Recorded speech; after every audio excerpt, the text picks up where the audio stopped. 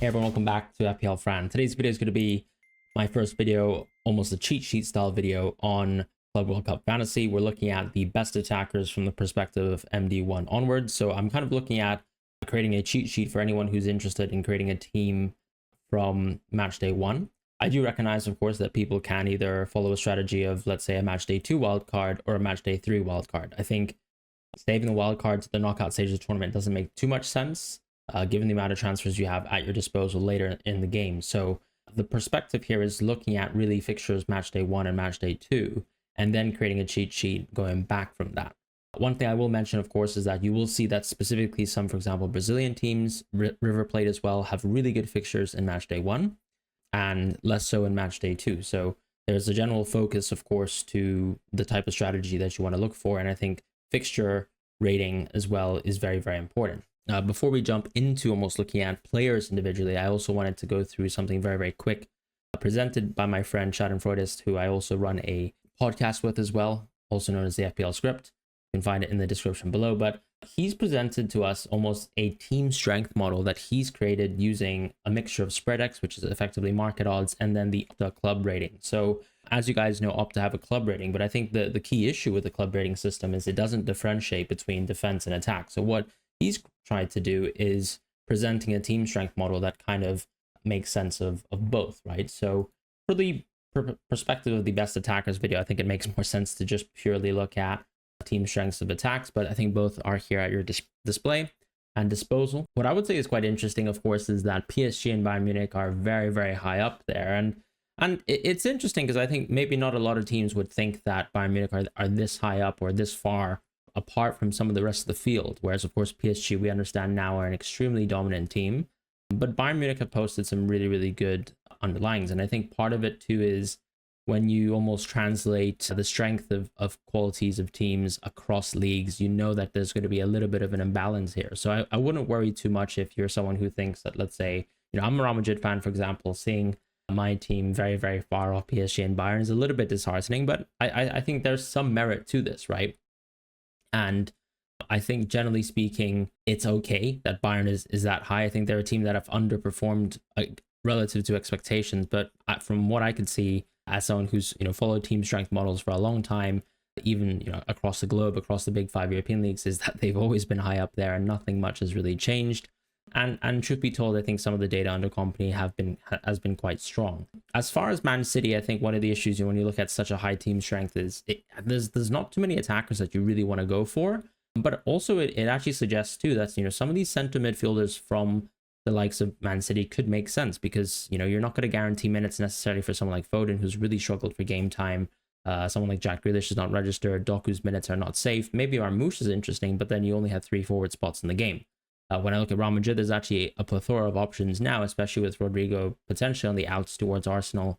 That could be quite interesting, right? Like an Arda Güler as an example. And then when we go a little bit across this list, I think you have a lot of strong European teams, but actually Flamengo is actually very, very high up here, which I'd like to point out, alongside some of these Portuguese teams, which are a little bit lower these rankings. Al Hilal also quite high up here. And I think that's something, that we can take away from, which is quite interesting. They're reasonably some of the teams that are closest towards, I guess, our European strength ratings alongside River Plate.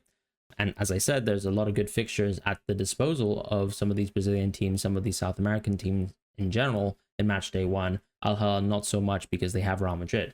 So when we jump into, for example, the next piece of data, which is actually, once again, provided by my friend Schadenfreudist, you can see that he's actually presented some data on the tournament total odds. Now, this isn't necessarily super relevant towards Matchday 1, but we know that the group stage games of this tournament are the easiest, right? And the expectation is for teams like Man City, like Real Madrid, PSG even, to have almost a guaranteed chance to go through towards the playoff stages. So some of these tournament goals are factoring goals probably to be scored in the playoff stages of the tournament, but the knockout stage is where most of the goals will be scored anyways. And I think it's quite interesting to see that both Haaland and Kane are very high up there, and Mbappe is actually a little bit behind. And I think part of this is actually slightly weaker group for Bayern and Man City, respective to Real Madrid, but then also, once again, City and Bayern being more favored to go a little bit longer lasting in this tournament. But Guirassy extremely high up here, and I think that's reflective of Dortmund having probably one of the easiest groups here Dembele's tournament numbers, I think, are a little bit too high, because I think the expectation for him is that he will not be featuring within the group stage of the tournament.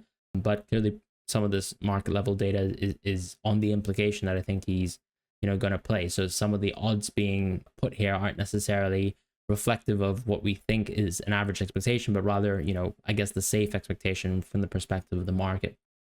Other than that, I think, Samu Omaridian, from a price point perspective, is extremely good value. Pavlidis is extremely good value here. These are the forwards. And it makes sense that we mostly have forwards, right? Because this is purely looking at goals. You get a lot of points for getting assists. You get a lot of points as a midfielder for getting chances created as well as the differential points. So one of the key things to look at is who are the midfielders here. And actually, you've got players like Cole Palmer, Jude Bellingham, Olise as well. I think these are very, very popular players. Gnabry not too far behind, and Musiala a little bit lower, possibly because the injury is already being baked in from the markets. And I think that's quite interesting as well. But that's going to be, one graphic, and we can probably move away now into just the cheat sheet. The way I've done the cheat sheet this time around is actually splitting between midfielders and forwards. If we go through the midfielders first, because I always find that that's probably the most contentious area in the game, or where you have a little bit more diversity, because we have some pretty static forwards. In the midfield, I think just starting from the bottom, we got Mastantuono as a top option. It seems like, Ramanchid fan, it seems like we're actually going to pick him up in August, and that he's going to play with River Plate for the remainder of this tournament, however far they go. So Franco Mastantuono is just an amazing option, where he has a good amount of penalty share. I think it's shared between him and his peer in Borja. And it seems like Mastantuono took the last pen, so I think that could be positive, right? Indicative of maybe being able to take the next penalty. He's also on sort of various set pieces as well, and it's just your very sort of all-purpose player. On top of that, I think he's actually got a reasonably good matchday too. So when I talked about some of these South American teams, yes, of course, it's a bit of a drop-off in terms of matchday 2, but it's actually slightly better for the case of River Plate here. Pascal Gross in the next tier, the sort of 5 million point value players, is also very, very good. He's someone who I think really fits the bill when it comes to the chances created stat, but it's not a lot of points compared to goals, compared to assists within the main game, right? You get a lot more points for scoring goals than you do in other fantasy games. So he's clearly less of a goal threat compared to most of the other picks. He's not really within the penalty pecking order, but Dortmund have really, really good fixtures. So he's a very strong, stable pick from that perspective. And of course, if there's some sort of surprise news that Franco Mastantuono can't play for River Plate, then suddenly we have to kind of rejig things around. And we suddenly have to look at midfielders who are a little bit cheaper. And I think Gross is one of those players. In the next tier, I think there's a little bit more interest in owning a lot of players from this price point. I think Gundogan and Bernardo, I talked about how Man City have an extremely high expectation of goals. They're also one of the sort of top teams within the tournament.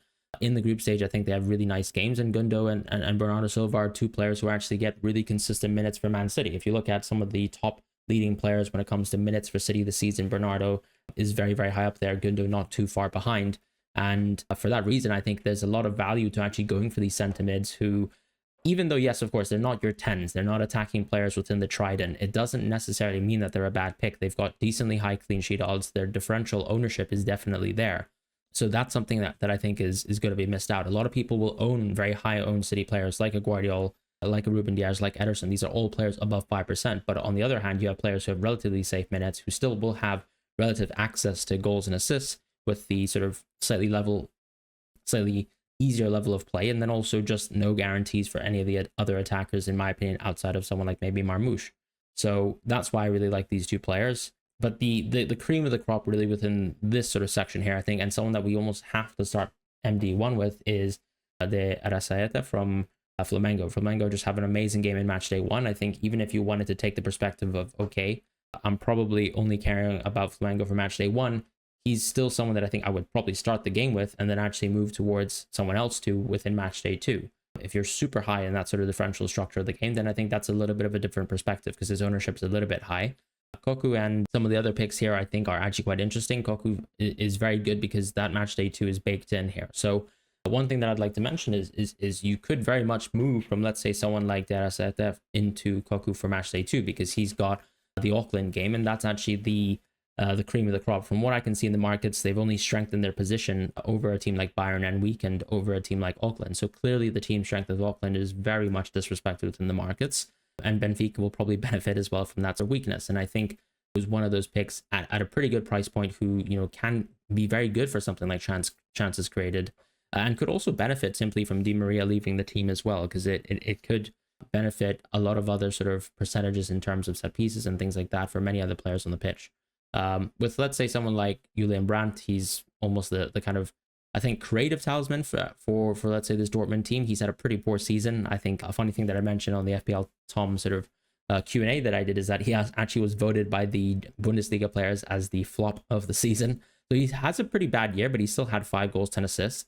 The numbers aren't exhilarating, but as I said, Dortmund have some really, really good fixtures, and I do think that Julian Brandt makes a lot of sense. Enzo Fernandez, I actually quite like him from the perspective of MD1, a weaker MD2, and I think it's flipped for PSG, for example, where they have a much weaker MD1 and a much better Matchday 2. One of my concerns, I suppose, we're going with someone like Vitinha, even though he actually will probably get 100% share of penalties with Dembele missing the group stages, is, you know, you're starting still with a really, really poor game. I mean, why not just wait for him as a transfer? I think that probably still makes a lot of sense for me. Enzo, I do quite like that, because close towards the end of the season, a lot of his baselines did go up, and I think he's generally enjoyed playing in much more advanced positions for Chelsea, and we've seen a lot of goals and assists from him, particularly in the second half, and that's only going to be a plus. And so I think Enzo makes a lot of sense as a pick. Koopmeiners is someone who benefits quite a bit as well from Juventus and has generally good minutes. I still would say Juventus is a team that I probably would still target from the defensive perspective compared to the offensive perspective, even though, of course, under Igor Tudor, I think they've actually improved generally across the board. What I would also say when it comes to, let's say, Juventus too, is I think they've got attackers like Kolo Muani who have quite high upside, but then the minutes could also be quite limited. You tend to see subs in those cases. I'd probably still go mostly for those defenders first, especially if their ownership is sub 5%. Otherwise, of course, these players then suddenly start to look a little bit more interesting, like a Koopmeiners, like maybe a Nico Gonzalez if you think his minutes are good, but sometimes he can play in a wing back type role. Or, of course, you know, just simply to your more trusted Kolo Muani and Vlahovic when it comes to, let's say, how you play around potentially triple Juventus, because they have a really, really strong set of games when it comes to match day 1 and 2 collectively. Arda Güler is someone that I personally, as a Real Madrid fan, think will play a lot of minutes. Rodrigo is actually currently training with Real Madrid still, and Xabi Alonso has only just started really coaching the team. I think we will play in a back 4. So I can see Güler's minutes being really good. It seems like he's been touted to play within the midfield role for the season, and I think that just means he's going to get a lot of minutes and good guarantees within the Club World Cup, especially with sort of the news around Rodrigo moving to Arsenal being quite resoundingly loud. So I really like Güler from that perspective. His underlying stats are actually really, really good. I just think that Real Madrid has some slightly tougher games compared to the rest of the field, but he makes a lot of sense for me as a pick. And I think it is a little bit risky, of course, because Rodrigo might still be a part of, let's say, this Club World Cup campaign for Real Madrid. And so let's say, even though Güler doesn't necessarily conflict right on with, let's say, Rodrigo's minutes, structurally the team can change to adapt. And that's what we've seen sort of under Carlo, where there are some games where you see Rodrigo playing as an out-and-out right winger, and then some games when Arda plays, for example, over him, he plays in a more central type role. Gluck, or I'm not sure, Glauc, is someone who actually makes a lot of sense from the perspective of Salzburg, but I think he's really just a differential that I would look at. I'm not too intrigued in him. He, of course, has some really good numbers for the Salzburg team, but their team strength is really weak, and I'm not sure if I'm totally in love with that.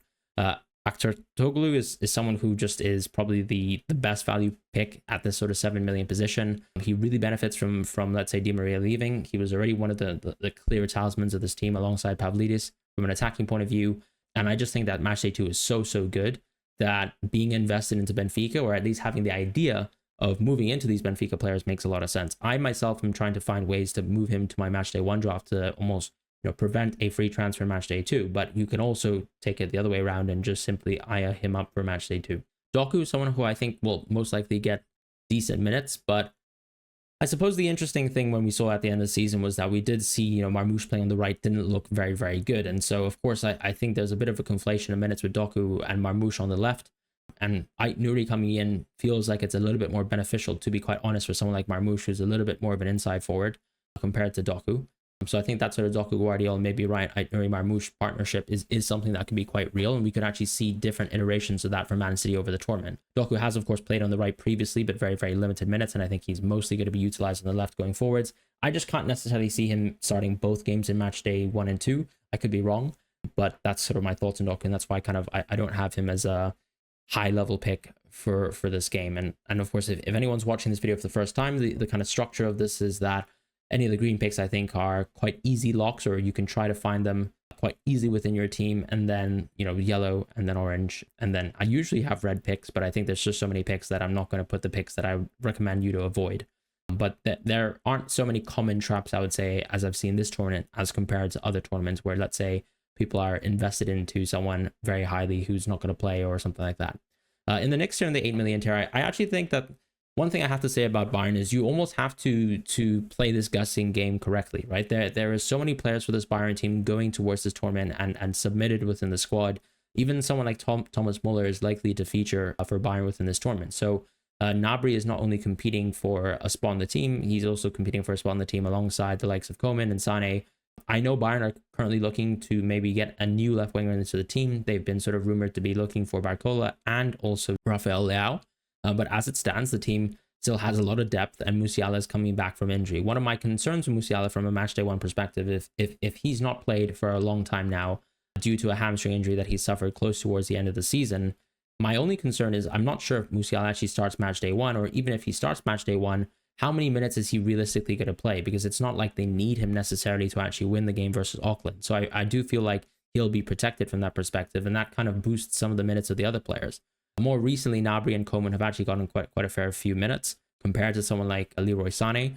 But everything is quite in the air, I think, for this team like Bayern, because they seem to be wanting to sort of keep Sané for the purposes of this Club World Cup tournament. And so there's just a lot of depth around. I think that Gnabry's minutes are probably the safest out of anyone not named Olise and Kane for matchday 1 and matchday 2. But I could very well be wrong. As I said, it might be the case that Musiala, who is already in training, is fit enough to play for matchday 1, and maybe you have a different perspective with myself, because clearly if Musiala is fully fit, I think then of course Musiala, Olise, and Kane are the absolute locks. But with Musiala sort of and his minutes being a little bit in contention for me, I think that suddenly puts Gnabry a little bit ahead of the table. As far as Doué, just a slightly weak sort of first PSG game versus Atleti, so I don't really love him as a pick. It's nice that he's been moved towards a midfielder, because of course in some other fantasy games he's been recognized previously as a forward, so that's a huge plus to sort of the attacking potential of Doué. And I think his minutes have actually proven to be really, really good, and Dembele leaving the team actually means that the minutes of players like Doué and Barcola I think are just naturally going to be higher than usual. Adeyemi is another sort of very explosive pick for this sort of Dortmund team, so I really do like him.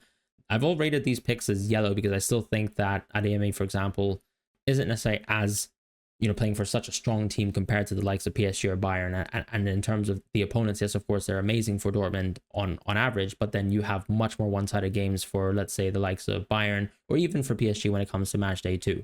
Barcola a little bit behind the pecking order, but I think he could very well be classed as a yellow pick, especially if Dembele misses out. I don't know if that's 100% confirmed, so I think I just wanted to sort of be a little bit safe there. And then Sané and Koeman, of course, I put asterisks around them because it seems like, you know, they could also be on the outs for Bayern this summer, and I think they're more likely to leave than someone like Gnabry is at this moment in time. And then that sort of top tier of players, I think that really most midfielders would, or most players going for midfielders would go for would be Olise and Palmer for matchday 1. Palmer is someone who, as we saw with the sort of expected goal odds over the course of the tournament, is probably the absolute best for midfielders. And I think that's quite important to sort of recognize outside, of course, someone like Dembele, who we expect to play less minutes. So I think, you know, with Dembele disqualified, Palmer becomes a very interesting pick. And of course, that continuation of the market supporting Palmer, I think, is something that a lot of people who just purely watch the Premier League and play FPL are probably not happy to see. But the reality is he just has so many routes towards points on paper that he always makes a lot of sense as a pick. And I myself am most likely going to go with someone like Palmer at this moment in time. Olise just has such a good match day 1. I feel like it'd be quite tough to sort of make that gamble of going without someone like Olise at the start of the tournament. I've even seen some people suggesting they want to captain him over Kane. I think that's somewhat fair. After that, Kvaratskhelia, Bellingham, Musiala, all around there. Musiala would be a green, as I said, if I didn't have any issues or sort of concerns around him coming back from injury. And then Dembele seemingly has been ruled out for the group stages of this tournament, and we'll have to sort of see how he manages this injury, which the French national team have confirmed. So that's going to be the midfielders cheat sheet. Moving over towards the forwards now, we have a much easier cheat sheet. And part of this too is because you only have 3 forwards in the game to pick from. But I also think that there are almost breakpoints in the game where, from a macro perspective, the best captain on paper, I would say, just in isolation, is probably going to be Kane for match day 1 and then Haaland for match day 2. And then a lot of people love Mbappe. He has more than 50% ownership in the game. So a lot of people are spending a lot of money on forwards. But I think Samu Omaridian, or as he prefers to be known by, Samu Agahoa is someone who is probably a bit of a non-negotiable for this tournament, especially if you go for a wildcard 3 structure. The match day 1 game for Porto isn't really good, but ultimately match day 1 and match day 2 in totality, with his sort of absolutely ridiculous mispricing, he's just an absolute steal. And then I've got Abu Ali as well from Egypt, who is probably a decent pick if, let's say, Samahoa didn't exist. And then the next tier for the sort of 5 million players, I've got Estevao and Borja. Estevao is someone who probably would have benefited from being a midfielder. I don't really like him as a forward pick because I don't think the goal threat is that high. For someone like Borja, I think he really doesn't benefit from Franco Mastantuono staying in the team. You're taking away pen share from him, and honestly, just a knock-on in terms of minutes from attacking depth. In the next tier, I think Pavlidis is absolutely one of the top picks. In fact, he's probably the most underrated pick within this tournament, I'd say, from the group stage, just because, you know, we're all looking at targeting a team like Auckland in match day 1, but I think not many people have actually, from what I can see from a lot of people's drafts, have found a way to move towards, let's say, owning enough Benfica players so that they're well covered for such a brilliant game on match day 2. So if you sort of are looking at, let's say, investing heavily in Bayern match day 1 and then sort of completely neglecting Benfica in match day 2, I think that's a bit of a miss, even though, of course, Benfica are a much weaker team compared to Bayern Munich. What we saw, for example, in the Champions League is that Benfica actually held up really well from an attacking perspective. If you guys remember, I guess both Dortmund and Benfica had scored plenty of goals versus Barcelona. And not that Barcelona are particularly good on defense. They're clearly much better and more tilted towards offense. But Pavlidis has been an absolutely sensational player, honestly, within the big 5 European leagues. Some of the numbers, especially when it comes to expected goals per 90, have been really impressive. But also he's quite creative as a forward too. So I just think he's such a good pick. And if we go and we think back towards that sort of goal graphic earlier in terms of expected goals over the tournament, he seemingly was the most, you know, mispriced forward outside of someone like Kolo Muani, who was just below him in that graphic. So I really like Pavlidis, and I think the minutes are there. Vlahovic a little bit behind. I just think the underlyings just aren't so good. He is on penalties though, so that's a huge plus. Bruno Henrique is someone that I put an asterisk over, because a lot of people do think that Pedro is most likely going to start this tournament in match day 1. But I think on the flip side, Pedro or Bruno Henrique has actually played a lot of the tougher games recently. For example, he played a match versus Palmeiras, which probably suggests that he's most likely going to start even in the Club World Cup for now, until Pedro sort of comes back to full shape. And that actually might mean that both players can play together simultaneously within the team. So for the perspective of match day 1, I quite like Bruno Henrique, but I put an asterisk here because I just do think that he is a pick that's very much tilted towards just targeting match day 1. And ultimately, with someone like Samu so cheaply priced, it's very hard to ignore him right now. Marmoush is another really top pick. I just think that out of the City attackers that I can think of right now, he's most likely going to get the ability to actually start the first 2 games, especially since, you know, most of the games that Marmoush doesn't really get to play is versus teams that are, you know, maybe a little bit more ready to park the bus, that sort of thing. But then I think when the team strengths are this tilted, Marmoush is someone who tends to get to play, because Pep will be happily, you know, playing maybe an additional attacker in those types of games, and Marmoush can easily fit in. Kolo Muani, I think when you look at underlines, is someone who actually is a little bit more interesting compared to Vlahovic. And interestingly, of course, the game has actually reflected that within the pricing of Kolo Muani being more than Vlahovic. He's clearly been on a great tear for this Juventus team since he was sort of a January transfer, and I think he's just a really solid pick. With Thuram, I've actually put him a little bit lower in Suarez as well. These are both players who are clearly, you know, key forwards for their teams respectively, but I still think Lautaro is someone that I would probably go for if I was really backing Inter, but I do think that Inter are slightly weaker on attack as well compared to most teams, and I think that's reflected within the underlying stats of some of their key men.